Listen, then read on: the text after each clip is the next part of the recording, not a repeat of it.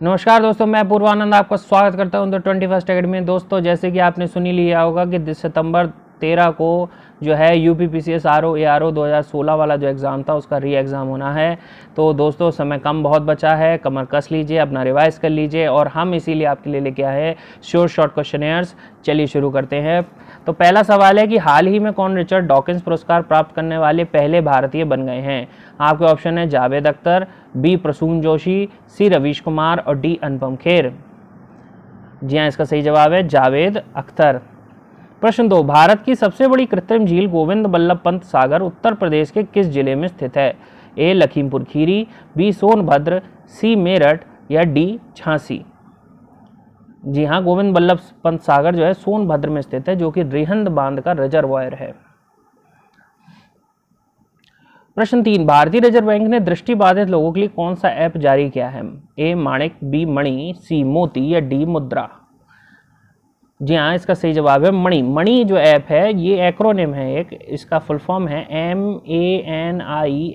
MANI है और ये स्टैंड करता है मोबाइल एडेड नोट आइडेंटिफायर मणि।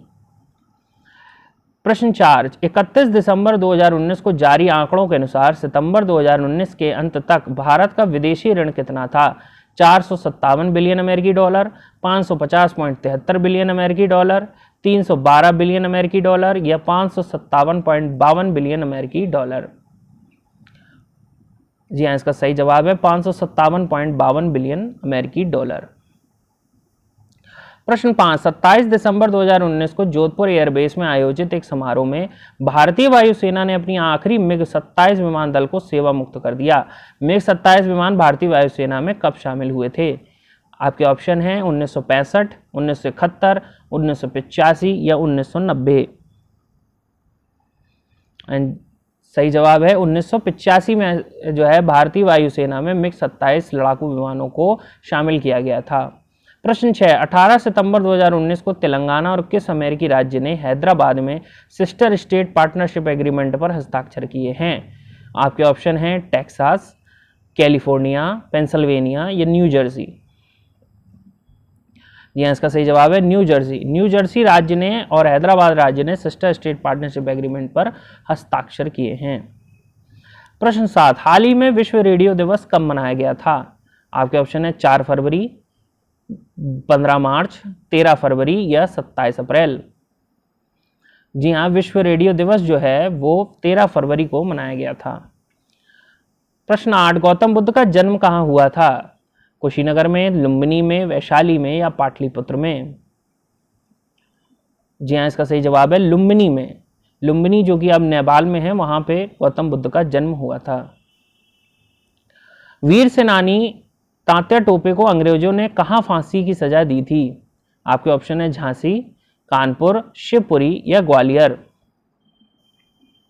जी हां, तात्या टोपे को शिवपुरी में, जो कि मध्य प्रदेश में है, वहां पे फांसी दी गई थी। प्रश्न 10, वर्तमान में उत्तर प्रदेश विधानसभा के अध्यक्ष कौन हैं। आपके ऑप्शन है हृदय नारायण दीक्षित, केशव प्रसाद मौर्य, रमेश यादव या दिनेश शर्मा। जी हां, इसका सही जवाब है हृदय नारायण दीक्षित, जो कि इस समय उत्तर प्रदेश विधानसभा के अध्यक्ष हैं।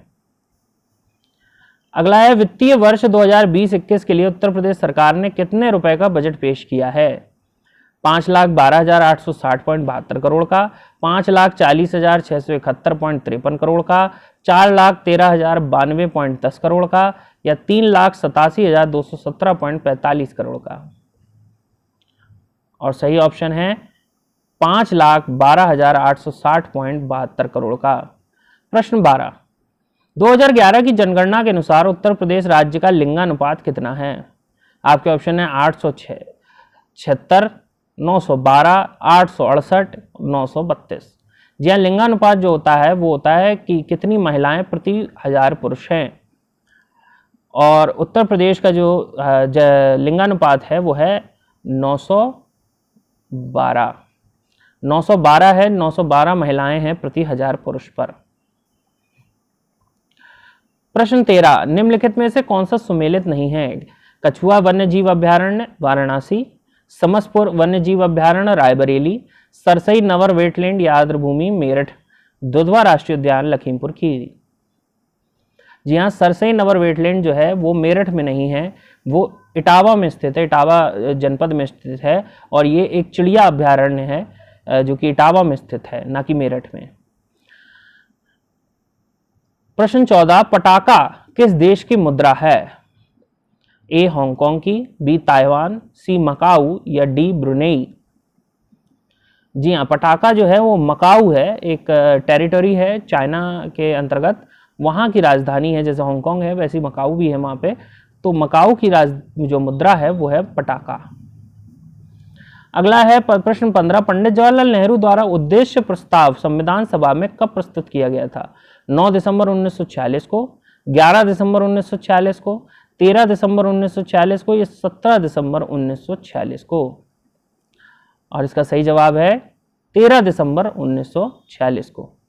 पंडित जवाहरलाल नेहरू ने 13 दिसंबर 1946 को संविधान सभा में उद्देश्य प्रस्ताव प्रस्तुत किया था, जिसके बाद जो है संविधान का जो एक निर्माण है, प्रक्रिया है, जो प्रारंभ हुई थी। प्रश्न 16, मनुष्य के शरीर में पसलियों के कितने जोड़े होते हैं? 8, 12, 10 या 14? और इसका सही जवाब है 12। 12 जोड़े जो होते हैं वो पसलियों के मनुष्य के शरीर में होते हैं। प्रश्न 17, स्वर्ण धातु का सबसे बड़ा उत्पादक राज्य कौन सा है? महाराष्ट्र, बी मध्य प्रदेश, सी उड़ीसा या डी कर्नाटक? जी हाँ, इसका सही जवाब है कर्नाटक। कर्नाटक जो है वो भारत में सबसे बड़ा स्वर्ण धातु का उत्पादक राज्य है। प्रश्न 18, आइंस्टीन को नोबेल पुरस्कार किस सिद्धांत की खोज के लिए दिया गया था? ए ठोसों की विशिष्ट ऊष्मा के लिए, ब्राउनी गति के लिए, सापेक्षता के सिद्धांत के लिए या प्रकाश विद्युत प्रभाव के लिए? जी हाँ, उनको प्रकाश विद्युत प्रभाव के लिए जो है नोबेल पुरस्कार दिया गया था। प्रश्न 19, भारतीय संविधान का कौन सा अनुच्छेद भारत के राष्ट्रपति को अध्यादेश जारी करने की शक्ति प्रदान करता है? अनुच्छेद 60, अनुच्छेद 66, अनुच्छेद 123 या अनुच्छेद 214?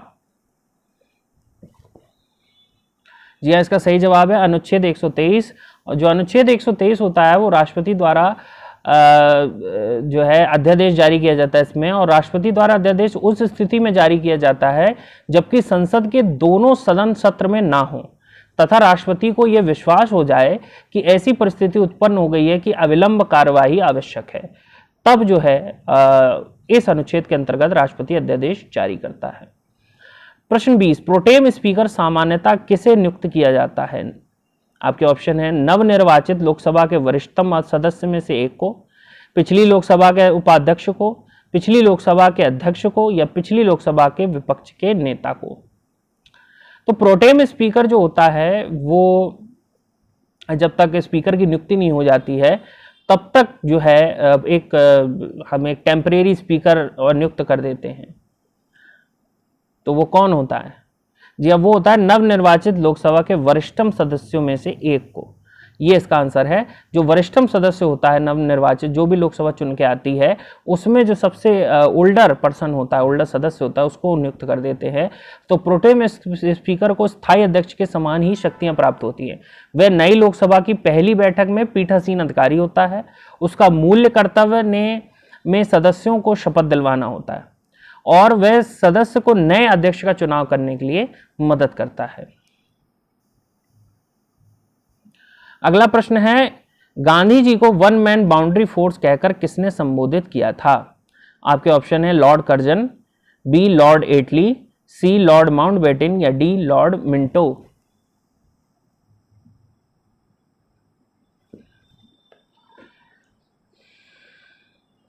जी हाँ, इसका सही जवाब है लॉर्ड माउंटबेटन। लॉर्ड माउंटबेटन ने उनको वन मैन बाउंड्री फोर्स कहा था।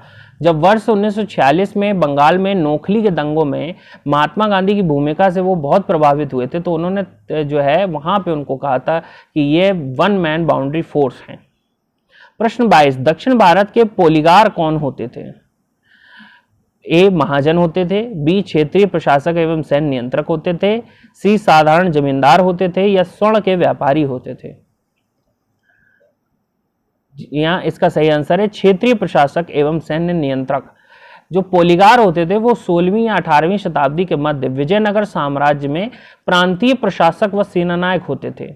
तो दक्षिण भारत के पोलीगार जमींदार थे जो क्षेत्रीय प्रशासकीय भी थे और सैन्य नियंत्रक भी थे और जिन्हें नायक द्वारा नियुक्त किया जाता था।